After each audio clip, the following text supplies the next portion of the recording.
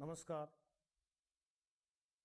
मैं राज्य शिक्षा केंद्र मध्य प्रदेश एवं राजा राम मान सिंह तोमर संगीत एवं कला विश्वविद्यालय के संयुक्त तत्वावधान में आयोजित कला से समृद्ध शिक्षा इस व्याख्यान एवं प्रदर्शन माला में आप सभी विद्यार्थियों, अभिभावकों, शिक्षकों और संगीत के जिज्ञासुओं का हार्दिक स्वागत करता हूं।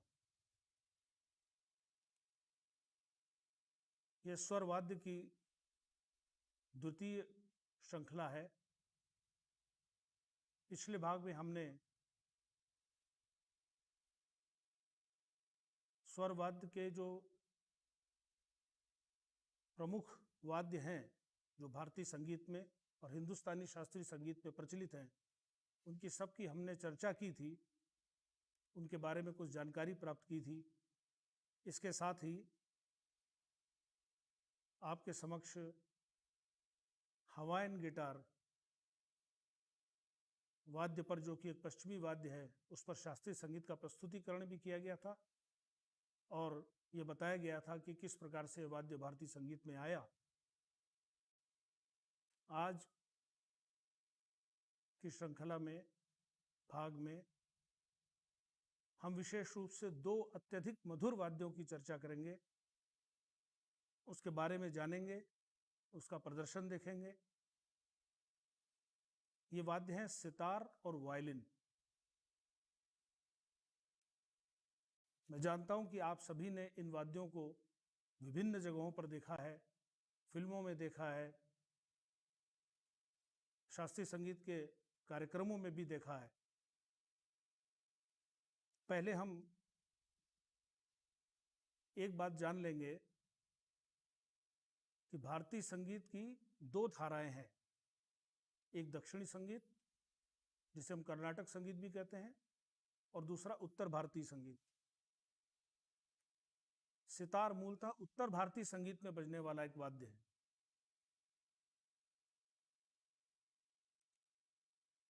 इस वाद्य की रचना भारत के प्राचीनतम वीणा वाद्य से हुई है, ऐसा माना जाता है। वीणा एक ऐसा वाद्य था जो वेद काल से ही हमारे यहाँ प्रचलित था, जिस पर शास्त्रीय संगीत की विभिन्न शैलियां जैसे ध्रुपद इत्यादि उस पर बजाया जाता था और धीरे धीरे यह वाद्य विकसित हुआ और इसने लगभग 300 वर्षों पूर्व एक नए वाद्य के रूप में जन्म लिया, जिसे तीन तार का वाद्य कहा गया, सेहतार। सेहतार के नाम से जाना गया। इसके आविष्कारकर्ता खुसरो खां तथा अन्य कई कलाकार माने जाते हैं और धीरे धीरे भारत के बहुत से कलाकारों ने इस वाद्य पर प्रयोग करते हुए इसमें तारों की संख्या जोड़ी और इसे एक सुंदर रूप दिया, एक मधुर रूप दिया, जिस कारण यह पूरे भारतवर्ष में ही नहीं बल्कि अंतर्राष्ट्रीय स्तर पर भी अत्यधिक लोकप्रिय हो गया। जिस तरह आप जानते हैं कि भारत में जो शास्त्रीय गायन होता है उसकी विभिन्न शैलियां हैं और इन शैलियों के आधार पर घराने बने हुए हैं, उसी तरह स्वर वाद्यों के भी घराने बने, सितार के भी घराने बने। सितार में विभिन्न प्रकार की शैलियां बनी और उनके बजाने वाले बड़े बड़े कलाकार हुए। इन कलाकारों में मैं सर्वप्रथम एक नाम लेता हूं जो आप सभी जानते होंगे, भारत रत्न पंडित रविशंकर जी, जिन्होंने सितार को अंतर्राष्ट्रीय स्तर पर स्थापित किया। यद्यपि भारतीय संगीत के प्रति विदेशों में भी एक विशेष आकर्षण हमेशा से रहा है, लेकिन स्वर वाद्यों को, उनका प्रस्तुतिकरण, उनको बजाने का ढंग इस तरह से किया गया कि अनेक विदेशी लोग इस वाद्य को सीखने के लिए भारत में आने लगे।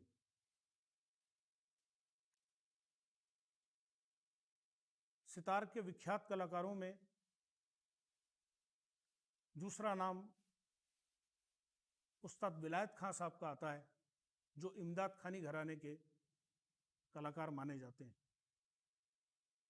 इनके पिता उस्ताद इनायत खां और उनके दादा उस्ताद इमदाद खां साहब, इन लोगों ने भी अत्यधिक श्रेष्ठ सितार वादन प्रस्तुत किया। मध्य प्रदेश में एक बहुत बड़े कलाकार हुए, आप सभी जानते हैं, जिनका नाम था उस्ताद अलाउद्दीन खां साहब, जिन्होंने मैहर में अपनी साधना की, संगीत की, और उस साधना के दौरान उन्होंने अनेक शिष्यों को तैयार किया। उनके शिष्यों में पंडित रविशंकर के अतिरिक्त पंडित निखिल बनर्जी भी थे, जिन्होंने अत्यधिक मधुर सितार वादन किया।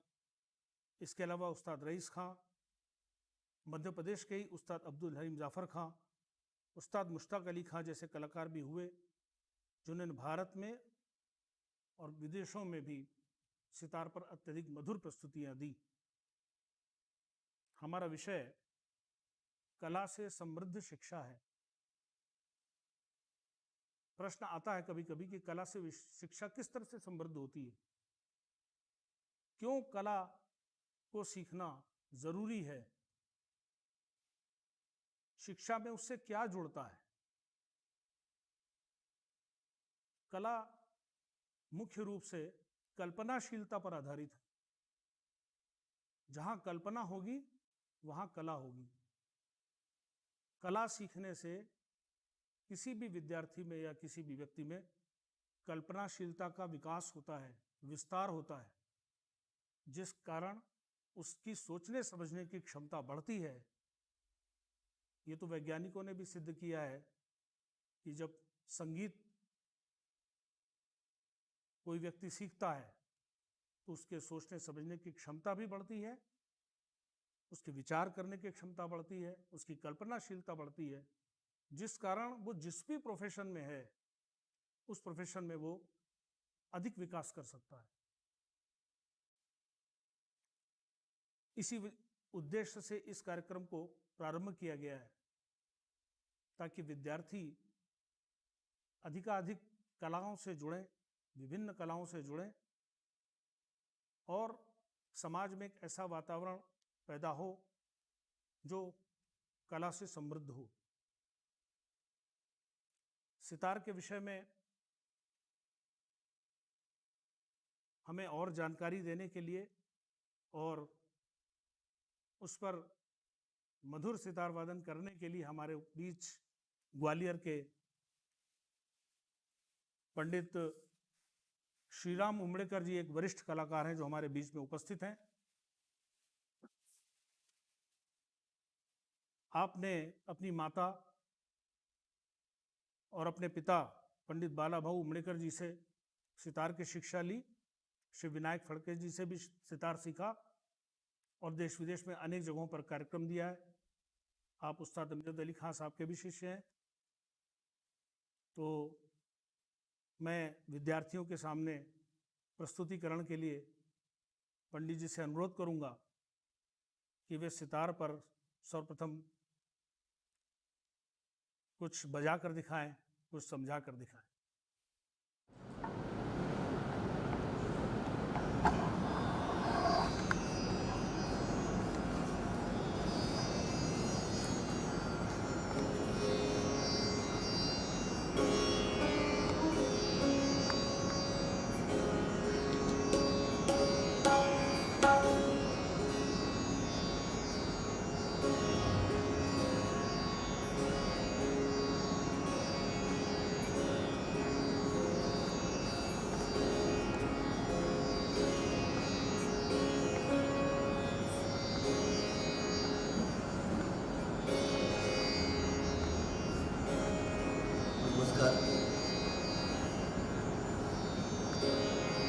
सितार के संबंध में अभी आपको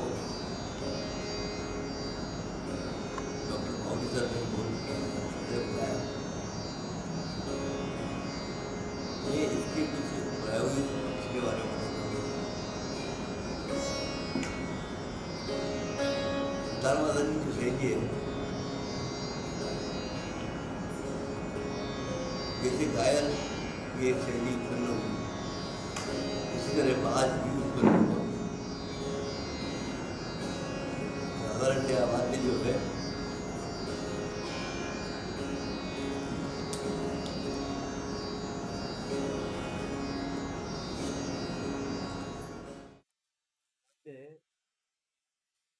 और भरत ने कहा है वाद्यम गीतानुगम, अर्थात वाद्य जो है वो गीत का अनुगमन करने के लिए बने हैं। तो इस तरह जब वाद्य डेवलप हुआ संगत करिए, तभी बजाने वालों ने देखा कि सारा का सारा गायन वाद्यों पे नहीं बज सकता। इसी तरह वाद्यों पे कुछ ऐसी चीज़ें भी हैं जो वाद्यों पे ही बज सकती है, गायन में नहीं आ सकती। तो इस तरह इंस्ट्रूमेंट का बाज विकसित हुआ, जैसे गायन विकसित हुआ। तो इस बाज में पहले ध्रुपद जो है यही मुख्य गीत था। तो ध्रुपद का अंग जो था, ध्रुपद में पहले आलाप जोड़ झाला करते हैं, इस तरह विस्तार करते हैं आलाप जोड़ झाला की तरह। फिर ध्रुपद की एक बंदिश गाई जाती है या उसके बाद दूसरी बंदिश गाई जाती है, उसमें लयकार वगैरह करते हैं। तो बाद में ख्याल मुक्ति गीत हो गया। अब इसमें गिटार में ज़्यादातर पहले आलाप जोड़ झाला ध्रुपद के अंग से करते हैं, और फिर जैसे गायन में बड़ा ख्याल होता है, उस तरह सितार में मसीद खानी गत यानी विलंबित गत भरी जाती है। फिर 3 ताल में या और तालों में द्रुत गतें भी भरी जाती है। ऐसा एक साधारण बात है। मैं बिल्कुल संक्षेप में आपको राग का जरा सा विस्तार करके बताता हूँ। यानी इसको राग का उच्चार बोलते हैं, यानी राग का वातावरण बन जाए, राग स्पष्ट हो जाए, ऐसी स्वरावली। अच्छा, पहले मैं बता दूँ, मैं राग पूरिया धनाशी बजा रहा हूँ। ये एक जोड़ राग है, यानी 2 रागों से मिलकर बना है। इसमें पूरिया धन श्री है, धनाश्री नहीं, पूरिया धनश्री, यानी इसमें राग पूरिया का अंग और श्री का अंग जो दोनों लिखते हैं। तो ये राग में, इस राग में एक उच्चार रागों का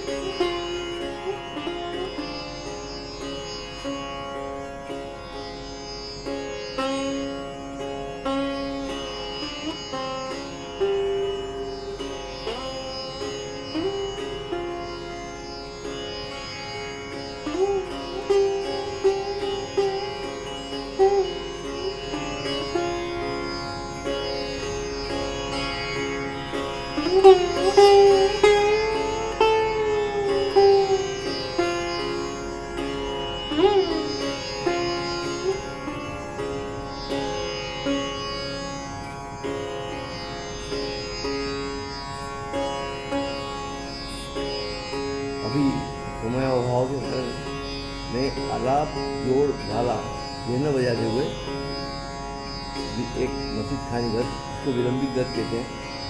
इसको मसीद खानी इसलिए बोलते हैं कि इसका ढांचा यानी जो बंदिश है, ये उस्ताद मसीद खान स्टार वादक हुए ताजपुर इसके, इन्होंने इसकी एक बंदिश बनाई है, बोलों की बंदिश, जो सितार के बोल हैं दिड़ दा ला दा ला।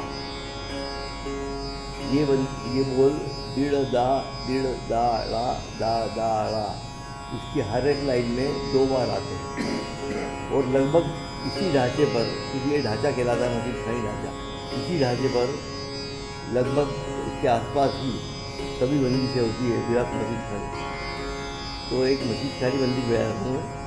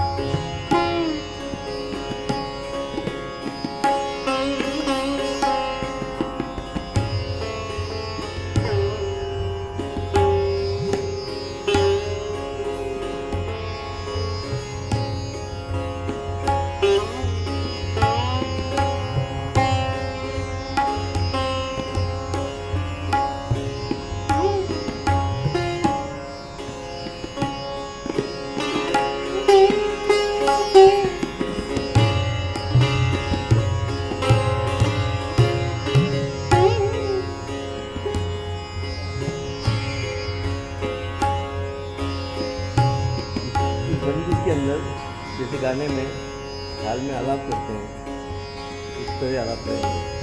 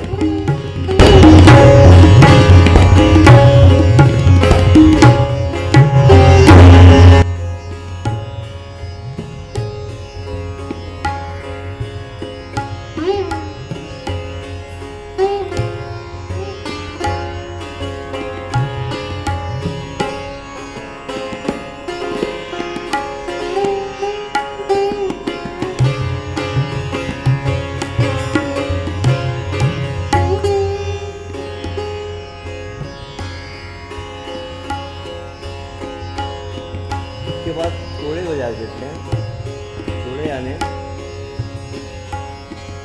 बोलों की रचना होती है, सितार के बोल।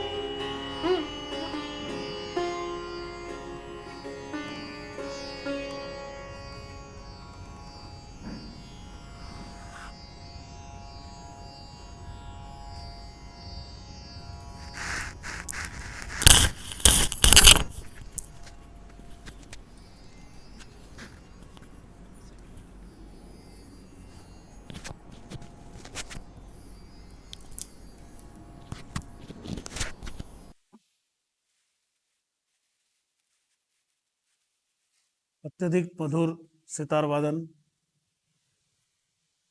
धन्यवाद पंडित जी।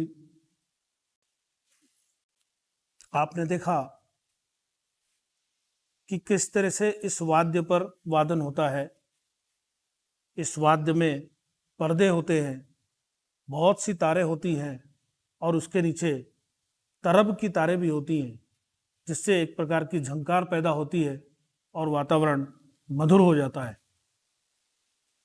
यही कारण है कि सितार जैसे वाद्य ने इतनी लोकप्रियता हासिल की और शास्त्रीय संगीत के क्षेत्र में आज उसका एक प्रमुख स्थान है। इतना ही नहीं, सितार पर हम ठुमरी, दादरा, चैती, रसिया, अनेक प्रकार की ऐसी विधाएं और शैलियां सुनते हैं। और फिल्म संगीत में इसका जितना प्रयोग हुआ है वो सब आपने सुना ही है। वास्तव में तो सही बात यह है कि जब कोई भी फिल्म हम देखते हैं या कोई भी धारावाहिक देखते हैं तो उसमें जो भावनाओं का संप्रेषण होता है उसके पीछे बहुत बड़ा हाथ इन स्वर वाद्यों का होता है, जो उस तरीके का एटमॉस्फेयर पैदा करते हैं। आपने देखा कि किस तरीके से सितार के साथ तबला संगत की गई। जिस तरीके से सितार वाद्य को ट्यून किया जाता है स्वरों में, उसी प्रकार से तबले को भी ट्यून किया जाता है और तबला उस पर पूरी संगत करता है साथ में। मैं बहुत बहुत धन्यवाद देता हूं पंडित श्री राम उमड़ेकर जी को। और इसके बाद अब मैं एक ऐसे विदेशी वाद्य की जानकारी आप विद्यार्थियों को देना चाहूंगा जो गज के माध्यम से बजता है। गज, जिसको हम इंग्लिश में बो कहते हैं। आपने सभी ने इस वाद्य को खूब देखा है, जिसे हम वायलिन के नाम से जानते हैं। वास्तव में भारतीय संगीत ने इस वाद्य को इतना आत्मसात कर लिया है कि संगीतज्ञों ने इसका भारतीकरण करते हुए इसका नाम बेला रख दिया है। आज चाहे कर्नाटक संगीत हो और चाहे हिंदुस्तानी शास्त्रीय संगीत हो, फिल्म संगीत हो, सुगम संगीत हो, हर प्रकार के संगीत में वायलिन का प्रयोग जरूर दिखाई पड़ता है। हमने पिछले भाग में वायलिन की चर्चा भी की थी। भारत के अधिकांश वायलिन वादकों का मानना है कि वायलिन एक ऐसा वाद्य है जो मूलतः भारतीय वाद्य है। ऐसा मानना है और हम इतिहास में देखते भी हैं कि हमारे यहाँ पहले भी गजवाद्य हुए हैं। सबसे पुराना नाम हम रावण हत्ता के रूप में जानते हैं। फिर मध्यकाल में पिनाकी वीणा थी, फिर सारंगी वीणा भी प्रचलित हुई, निशंक वीणा थी। ऐसी कई वीणाएं थी जो गज के माध्यम से बजाई जाती थी। इसलिए यह मानना गलत नहीं है कि कहीं पर वायलिन का मूल कॉन्सेप्ट भारत में ही है, परंतु मध्यकाल में जब भारत का व्यापार क्षेत्र मिडिल ईस्ट और उधर के देशों से बढ़ा, उसी दौरान तमाम संस्कृतियों का आदान प्रदान हुआ और उसमें बहुत से वाद्य इधर आए और बहुत से वाद्य इधर से उधर गए।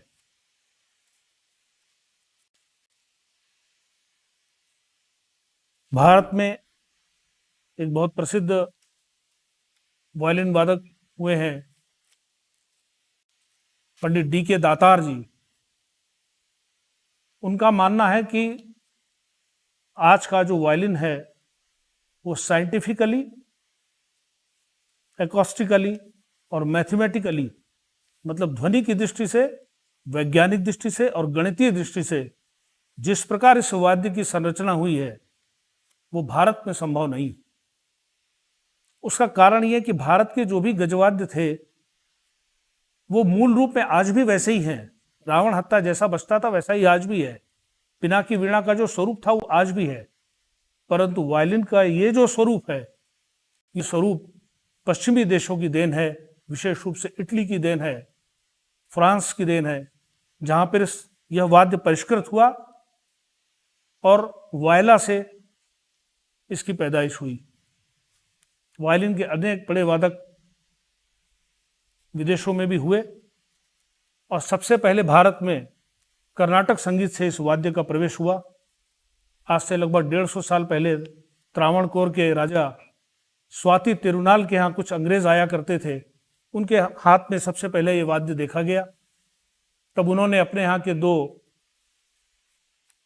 श्रेष्ठ संगीतज्ञ बालूस्वामी दीक्षितर और वडीवेलु को ये वाद्य दिया और कहा कि इस पर भारतीय संगीत बजा के दिखाओ। तो वायलिन वाद्य की क्षमता को देखते हुए और जो मूल प्रॉपर्टीज भारतीय संगीत को प्रस्तुत करने के लिए स्वरवाद्य में होनी चाहिए, वो सारी क्वालिटीज वायलिन में देखते हुए उन्होंने उस पर कर्नाटक शास्त्रीय संगीत बजाया।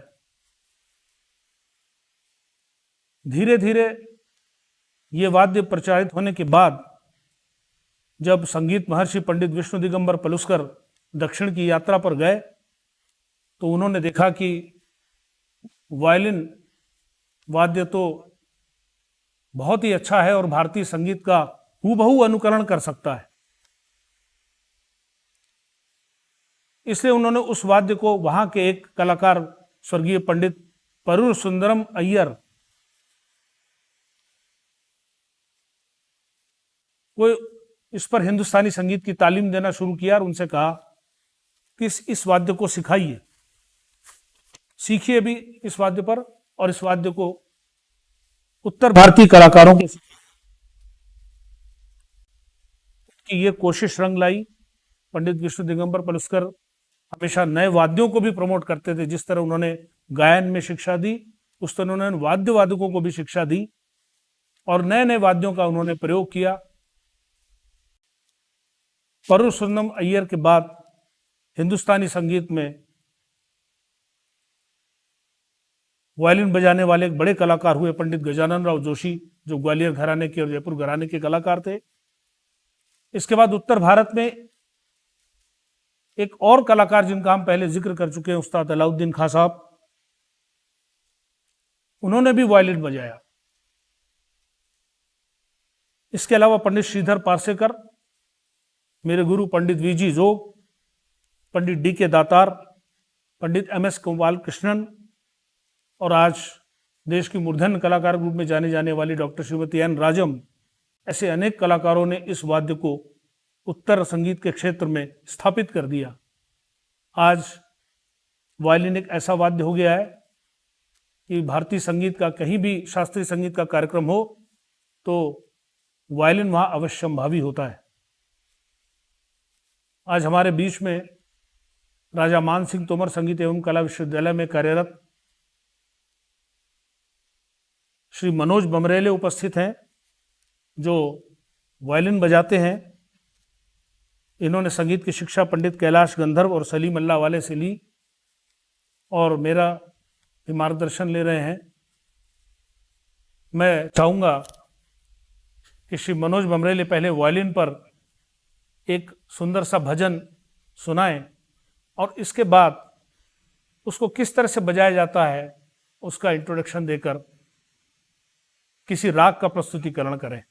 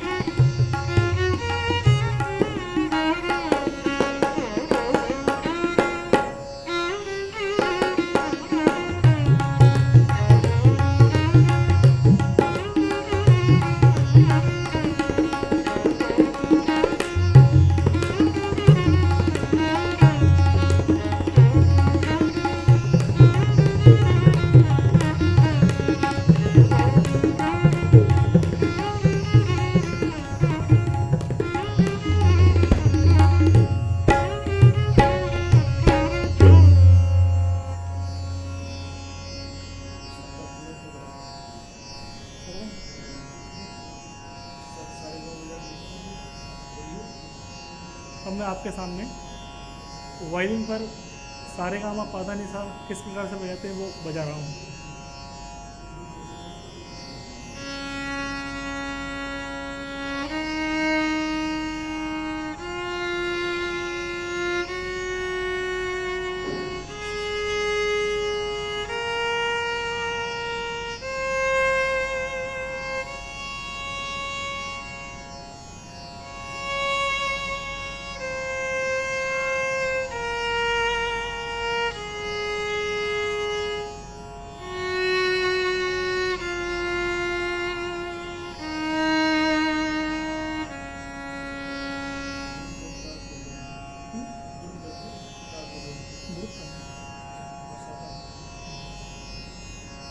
अब मैं आपके सामने राग मधुमंती में द्रुत 3 ताल की बंदिश पेश कर रहा हूँ।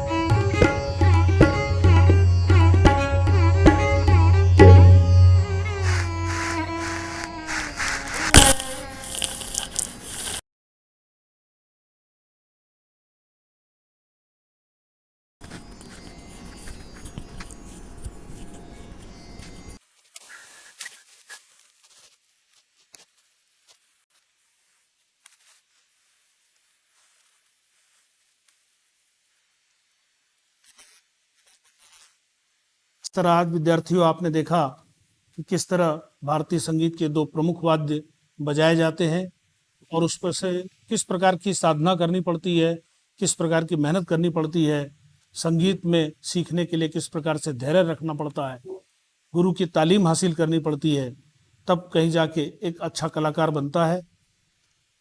मैं अपेक्षा करता हूँ कि विद्यार्थियों में इस कार्यक्रमों को देखकर अवश्य रुचि उत्पन्न होगी कि वो कोई न कोई वाद्य अवश्य सीखें। हमारा सौभाग्य है कि राजा मान सिंह तोमर संगीत एवं कला विश्वविद्यालय के माननीय कुलपति प्रोफेसर पंडित साहित्य कुमार नाहर जी भी स्वयं एक अच्छे सितार वादक हैं। मैं विश्वविद्यालय की तरफ से तथा राज्य शिक्षा केंद्र मध्य प्रदेश की तरफ से आप सभी का आभार व्यक्त करता हूँ। धन्यवाद।